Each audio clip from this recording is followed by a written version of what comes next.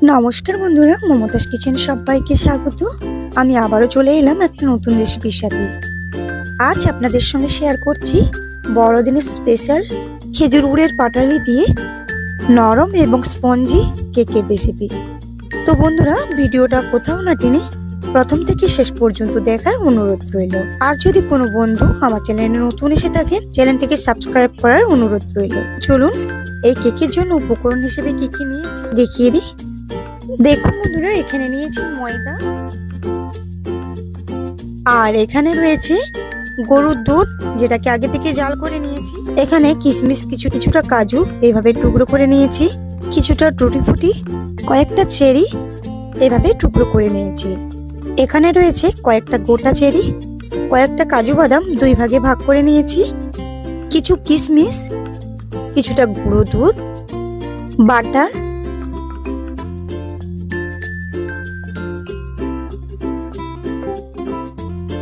Vanilla essence, baking soda, baking powder এবং পাটালি গুড়।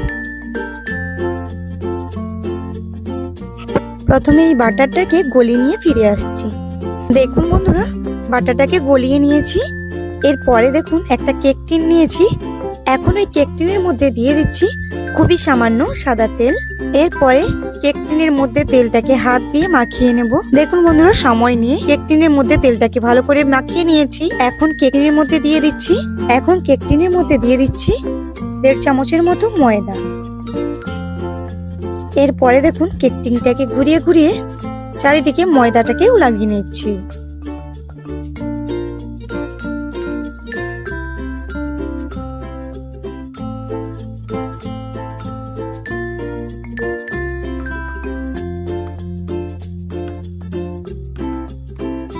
দেখুন বন্ধুরা, বেশ কিছুটা সময় নিয়ে তেল লাগানো কেক টিনের মধ্যে ময়দাটাকে সুন্দর করে লাগিয়ে নিয়েছি। এরপরে কেক টিনটাকে সরিয়ে রেখে দিচ্ছি।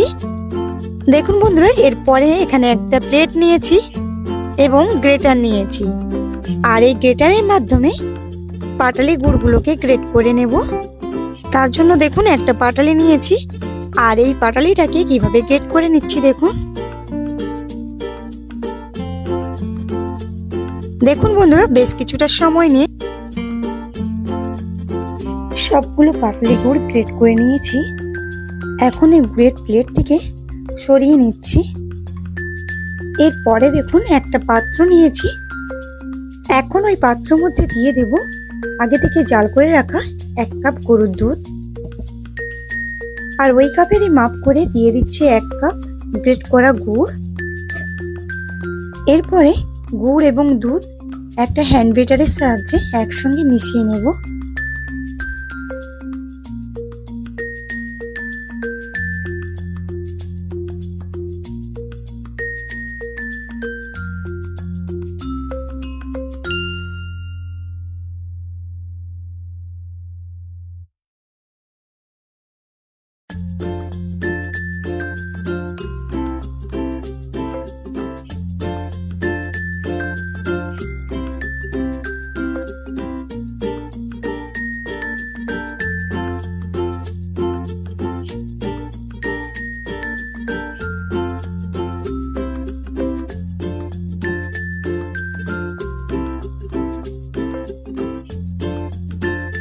দেখুন বন্ধুরা, বেশ কিছুটা সময় নিয়ে গুড় এবং দুধ একসঙ্গে সুন্দর করে মিশিয়ে নিয়েছি। দেখুন, দুধ এবং গুড়ের মিশ্রণটি দেখতে এমনই হয়েছে। এরপরে ওই মিশ্রণের মধ্যে দিয়ে দিচ্ছি ওই কাপেরই 1/2 কাপ গলানো বাটার।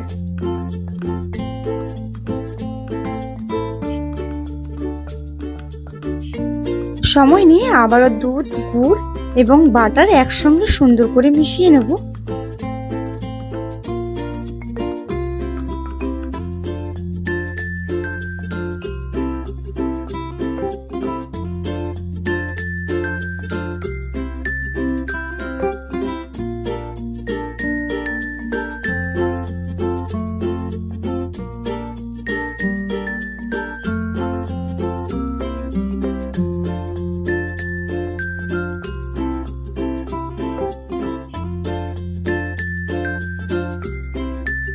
দেখুন বন্ধুরা, বেশ কিছুটা সময় নিয়ে গুড়, বাটার এবং দুধ একসঙ্গে মিশিয়ে নেওয়ার পর এখন ওই মিশ্রণের মধ্যে দিয়ে দেব 1.5 কাপ ময়দা।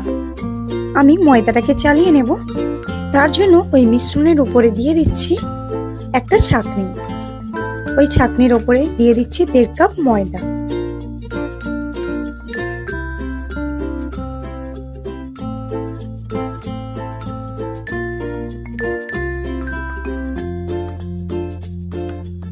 এরপরে ময়দাগুলোকে চালিয়ে নিচ্ছি। দেখুন বন্ধুরা, ময়দাটাকে চালিয়ে নেওয়ার পর এখন ছাঁকনিটাকে উঠিয়ে নিচ্ছি।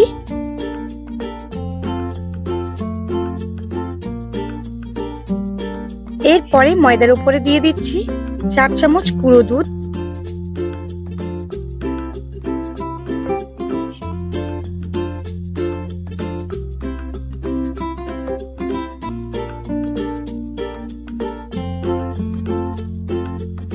এখন হ্যান্ড বিটারের সাহায্যে ময়দা এবং গুঁড়ো দুধ ওই মিশ্রণের সাথে খুব ভালো করে মিশিয়ে নেব।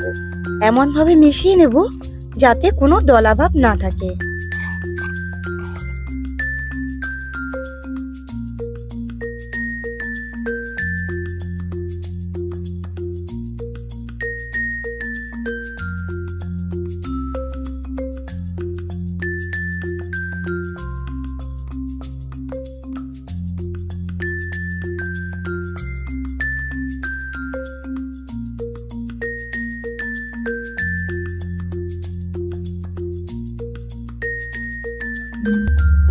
এরপরে দেখুন বেশ কিছুটা সময় নিয়ে সবগুলো উপকরণ একসঙ্গে মিশিয়ে নিয়েছি, সুন্দর করে মিশিয়ে নিয়েছি। এখন ওই মিশ্রণের মধ্যে দিয়ে দেব আগে থেকে কেটে রাখা ড্রাই ফ্রুটসগুলো। তার জন্য ড্রাই ফ্রুটসগুলোতে কিছুটা ময়দা মিশিয়ে নেব।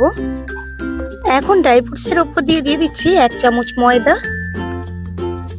এরপরে চামচ দিয়ে নাড়িয়ে চাড়িয়ে ড্রাই ফ্রুটসের সঙ্গে ময়দাটাকে কোট করে নিচ্ছি।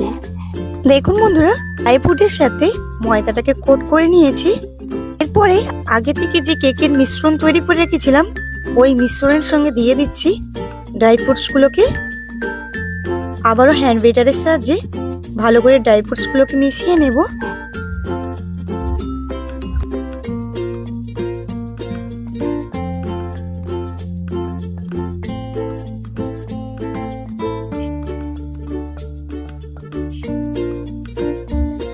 দেখুন কিছুটা সময় নিয়ে মিশ্রণের সাথে ড্রাই ফ্রুটস মিশিয়ে নেওয়ার পর এখন দিয়ে দেব 1 চাপা ভ্যানিলা এসেন্স।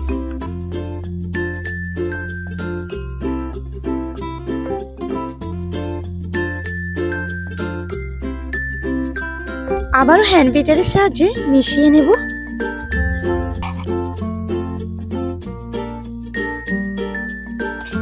এখন দেখুন 1 চামচের মতো গরুর দুধ নিয়েছি, আর ওই দুধের মধ্যে দিয়ে দেব 1 চামচ বেকিং পাউডার। ঠিক যতটা বেকিং পাউডার নিয়েছি তার অর্ধেক মানে হাফ চামচ দিয়ে দিচ্ছি বেকিং সোডা। এরপরে দুধ, বেকিং পাউডার, বেকিং সোডা একসঙ্গে মিশিয়ে নেব। দেখুন বন্ধুরা, এটা ক্রিমের মতো তৈরি হয়ে গেছে। এখন বেকিং পাউডার এবং বেকিং সোডার মিশ্রণটি ওই কেকের মিশ্রণের উপরে দিয়ে দেব। আবার হ্যান্ড বিটারের সাহায্যে 5 মিনিটের মতো মিশিয়ে নেব।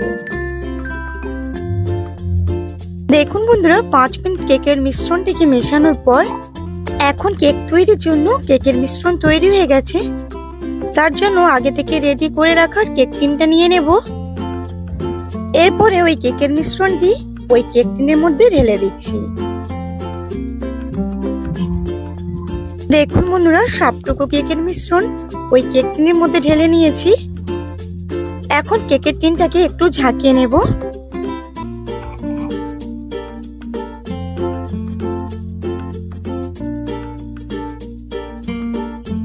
এরপরে দেখুন উনুনে একটা কড়া বসিয়ে দিয়েছি এবং কড়ার মধ্যে একটা স্ট্যান্ড দিয়েছি। কড়াটাকে আগে থেকে 5 মিনিটের মতো জাল করে নিয়েছি। এরপরে স্ট্যান্ডের উপরে কেক টিনটাকে সুন্দরভাবে বসিয়ে দিচ্ছি এবং উপর দিয়ে একটা ঢাকনা চাপা দিয়ে দিচ্ছি। এখন কড়া থেকে ঢাকনাটা সরিয়ে নিচ্ছি। দেখুন বন্ধুরা, এখনই দেখুন কেকটা কত সুন্দর ফুলে উঠেছে। এরপরে কেকটাকে সুন্দর লাগার জন্য কিছু ড্রাই ফ্রুটস দিয়ে সুন্দর করে সাজিয়ে নেব।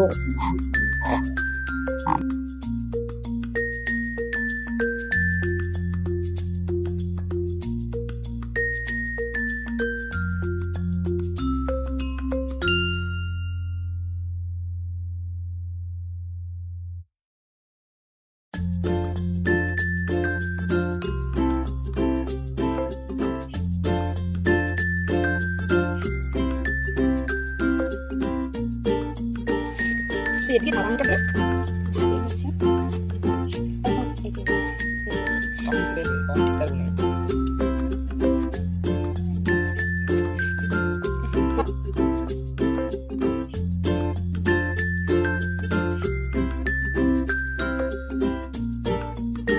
দেখুন কিছুটা সময় নিয়ে কেকটিকে সাজিয়ে নিয়েছি। এখন কেকটাকে দেখতে দেখুন কতটা সুন্দর লাগছে।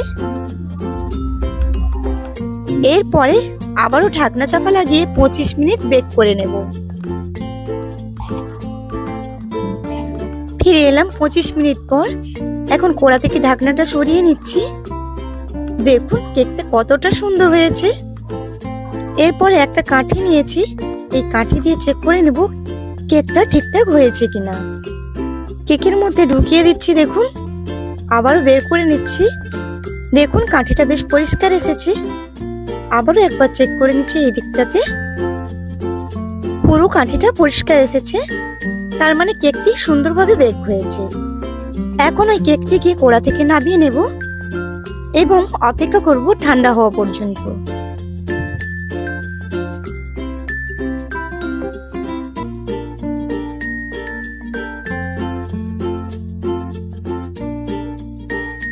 ফিরে এলাম 30 মিনিট পর। এখন কেকটি অনেকটাই ঠান্ডা হয়ে গেছে, তার জন্য কেক টিন থেকে কেকটিকে বার করে নেব। এখানে দেখুন একটা ছুরি নিয়েছি, এই ছুরি দিয়ে কেক টিনের চারিদিক থেকে কেকটাকে ছাড়িয়ে নিচ্ছি। দেখুন কেকটাকে ছাড়িয়ে নিয়েছি। এখন কেকের উপরে দিয়ে দিচ্ছি একটা প্লেট, আবারও কেক টিনটাকে উল্টে নিচ্ছি। কেক টিনের উপর দিয়ে দুবার টেপ করে নিচ্ছি যাতে কেকটা সহজে ছেড়ে যায়। এখন কেক টিনটাকে উঠিয়ে নেব। দেখুন বন্ধুরা কেকটা কতটা সুন্দর হয়েছে, আপনারা নিশ্চয়ই দেখেই বুঝতে পেরেছেন। এখন ওই কেকটিকে সামনের দিকে উল্টে নেব। তো বন্ধুরা দেখুন কেকের সামনের দিকটা দেখতে কতটা সুন্দর হয়েছে, আর এই কেকটি খেতেও কিন্তু খুব সুন্দর হয়েছিল। তো বন্ধুরা আমার এই কেকের ভিডিওটা দেখে যদি কেক বানান একবারে সাফল্য পাবেন। আর আমার এই কেকের রেসিপিটি আপনাদের কেমন লাগলো অবশ্যই কমেন্ট করে জানাবেন। যদি ভালো লাগে তাহলে শেয়ার করতেও কিন্তু ভুলবেন না। আজ এই পর্যন্ত, দেখা হচ্ছে পরবর্তী ভিডিওতে। নমস্কার।